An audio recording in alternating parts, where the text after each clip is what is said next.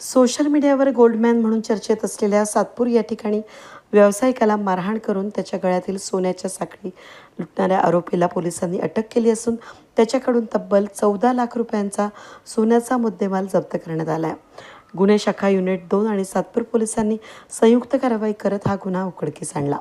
23 मार्च 2026ला रात्री सातपूर बसस्थानकासमोरील कानिफनाथ मंदिर परिसरामध्ये ही घटना घडली होती.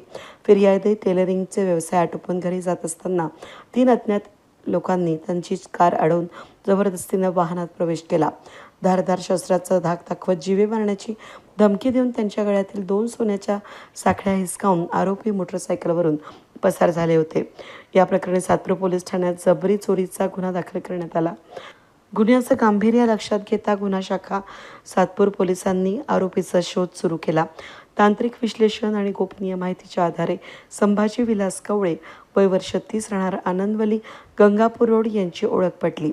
मात्र तो सतत ठिकाणं बदलत असल्यानं त्याला पकडण्यासाठी पोलिसांनी जळगाव, बुलढाणा, छत्रपती संभाजीनगर, पुणे या ठिकाणी शोध मोहीम राबवली.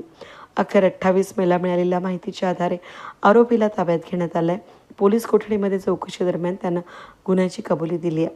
त्यानंतर पोलिसांनी जळगाव जिल्ह्यातील बोदवड या ठिकाणी कारवाई करून 14 लाख रुपये किमतीची 10.5 तोळे वजनाची सोन्याची लगड जप्त केली असून ही कारवाई पोलीस आयुक्त संदीप कर्णिक, पोलीस उपायुक्त गुन्हा किरण कुमार चव्हाण, पोलीस उपायुक्त किशोर काळे, सहाय्यक पोलीस आयुक्त संदीप मिटके आणि सचिन बारी यांच्या मार्गदर्शनाखाली गुन्हा शाखा युनिट 2चे प्रभारी अधिकारी हेमंत तोडकर, पोलीस उपनिरीक्षक अजिनाथ बटोळे यांच्या पथकानं केली आहे. वेद न्यूजसाठी प्रतिनिधी अनिल गुंजाळ, नाशिक.